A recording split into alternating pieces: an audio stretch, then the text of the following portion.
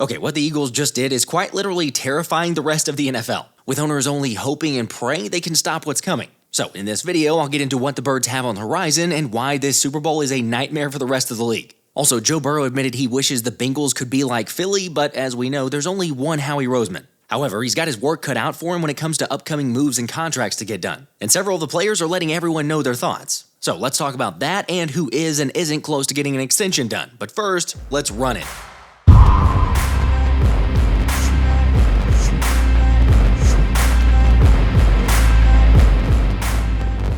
What's up, guys? Alright, well, the festivities just keep going on, and why not? We're Super Bowl champs. Which, in case you missed it, the NFL premiered their mic'd up footage from New Orleans, and I gotta say, watching it back got me all emotional again. Although my favorite part might have been seeing Jalen Hurts tell Saquon he was the missing link. It's all of us, but you don't understand the difference you made. You like that last piece, man. I guess it is pretty evident with all the records that he set, but also there's no denying the fact that the Kansas City Chiefs defense was so honed in on Saquon Barkley that it definitely helped Jalen Hurts carve him up. Here's just the beginning of the scary part, though, for the rest of the league. Not long after winning the Super Bowl, Saquon posted a tweet saying, "I would say try again next year, but next year will probably be my best year." For the record, yes, that is a caption from hip-hop artist Rod Wave via 2K Say. By the way, on the topic of Saquon Barkley, it was pretty cool to hear that Saquon actually demanded the offensive line be included in the Tonight Show or he wasn't going to do it.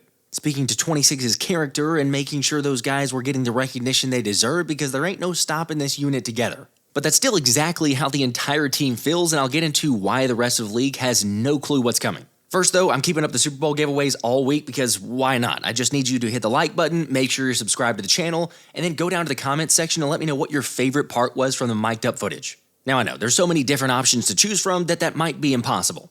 Is there any way that you could do all of them? Yeah, I definitely don't blame you, although the really cool part for me is getting the behind-the-scenes look to see things that we either had no clue they were saying or just totally missed during the game. Like, for example, how on the A.J. Brown touchdown in the second quarter, it turns out Philly ran the wrong play, with QB1 and quarterbacks coach Doug Nussmeier discussing how both tight ends actually lined up on the left side when they should have been on the right side of the formation. Granted, the play still worked because of how well the guys were playing, and let's be honest, whatever they dialed up was going to be a positive because we were not losing that game. However, now that we're past the big game, the Eagles will be losing multiple free agents, with Zack Baun reporting owner Jeffrey Lurie admitted the team is bracing for some difficult decisions this offseason, saying they know there won't be comp picks in 2026 and hinting that they know they won't be major players when it comes to big signings on the unrestricted market. FYI, the free agency starts on March 12th with legal tampering being on March 10th, and even though it doesn't sound like they won't be big players, I know that we all think this, but Howie Roseman is not immune to just shocking everybody. Although this doesn't feel like smoke and mirrors, because with the big four free agents being Zack Baun, Josh Sweat, Milton Williams, and Mekhi Becton, and the Birds having somewhere around $18 million in cap space, they just can't compete with a team who's willing to open up the pocketbook. Plus, those guys have earned it. Especially the way they played in the Super Bowl. Now, I know the thought of Sweaty taking a team-friendly deal is nice and even said money isn't everything, but come on, you don't switch agents right before the Super Bowl and then say the reasoning is because it's the biggest moment of my life if you aren't trying to get paid. And then also you got Milton Williams, who practically was unblockable and absolutely deserves to get paid, probably being the reason he gave a shout-out to Vic Fangio for always being a believer and helping him get to the next level. Which, in case you didn't catch it already, Milt told Zack Baun that his main goal is being in the right situation and getting a raise. Okay, be that as it may, he still definitely wants to win and believes he can help a group do that. Yeah, I feel like I definitely got the talent and the leadership skills to be able to do it.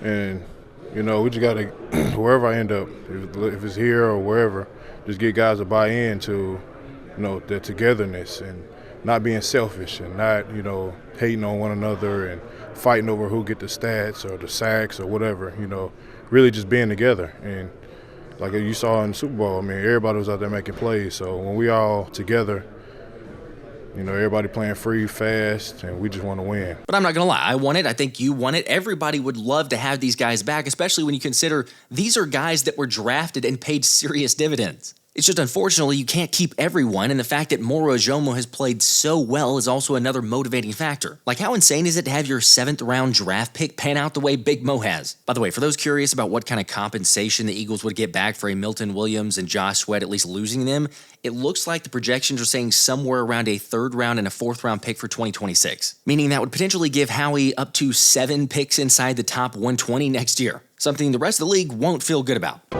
Very bad feeling about this. Okay, so that leaves 2 guys, Zack Baun and Mekhi Becton. Now, I've mentioned multiple times from what I've heard, it sounds like Zack Baun is going to get it done, although I'm curious to see at what number they can come to terms. After all, you got Patrick Queen and Matt Milano at around $14 million per year, or bump up to Fred Warner and Roquan Smith at 19 and 20. Personally, my best guess would be somewhere in the middle at like $17 million a year, which, knowing the way that Howie structures the cap and then also the league estimating somewhere around $10 to $20 million of a bump in the salary cap based on league revenue and all that, is definitely more than enough room that you need to get this thing done and also not be handicapped. I should point out that Baun said he hasn't really thought much about fits and schemes yet, but it's no secret how he feels about Philly.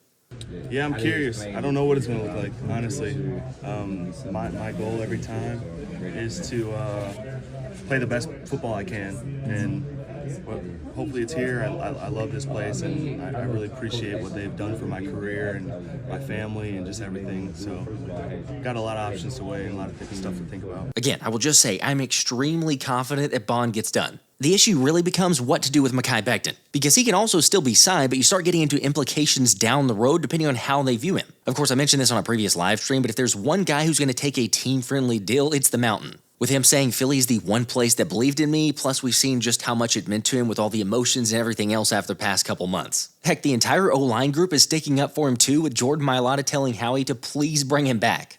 I don't know. If you had to say right now, would you say that Howie Roseman gets both Zack Baun and Mekhi Becton done? And I guess if so, how much would you say that he ends up getting a contract done for? Let me know in the comments. Again, there's some tough decisions on the horizon and you can't sign them all. However, the Eagles do sometimes make it feel like the cap is a myth. Definitely some teams seem to make it feel that way. Yeah, I mean, the Saints have just pretended it doesn't exist for a while now. And the Eagles are paying everybody. Yeah. Mm-hmm.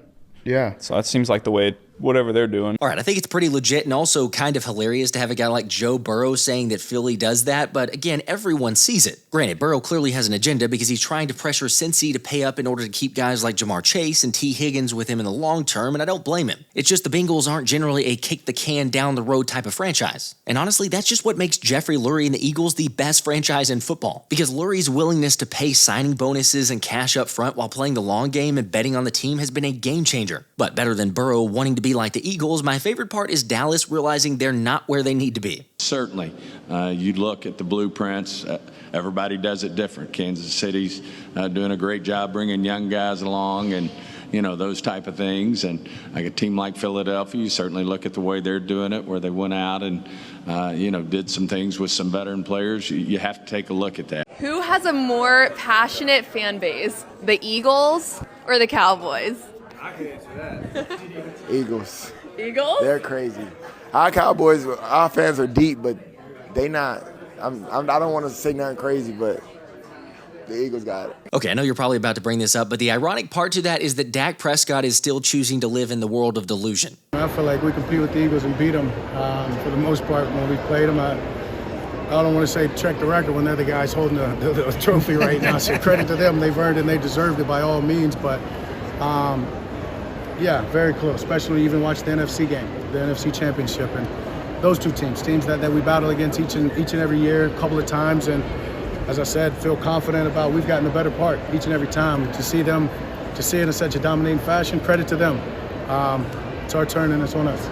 I love it because he can keep choosing to believe that, but everyone knows the Cowboys are nowhere close to where the Birds are. Of course, doing what Howie Roseman does is obviously much easier said than done, because it's not like a one-year thing of, hey, copy the Eagles and you immediately will have success. I mean, what Howie's done takes years and years of strategic planning, chess moves, and for the most part, hitting on that talent acquisition. They're very, very intentional about the hiring that they do. Their talent acquisition, not just with players, but their acquisition and their development of people throughout the football operation is very evident. And when I say talent, again, not just the players, but it's all of the folks. And if you look at their roster in their front office and throughout that organization and within their football operation, there's a great deal of diversity. And they bring in a lot of people with a lot of different thought patterns, a lot of history, and they're very intentional in how they do it. So there's a diversity of talent, perspective, experience, paths of thoughts and ideas. You look at how he brought in two former general managers in Matt Russell and Dave Caldwell.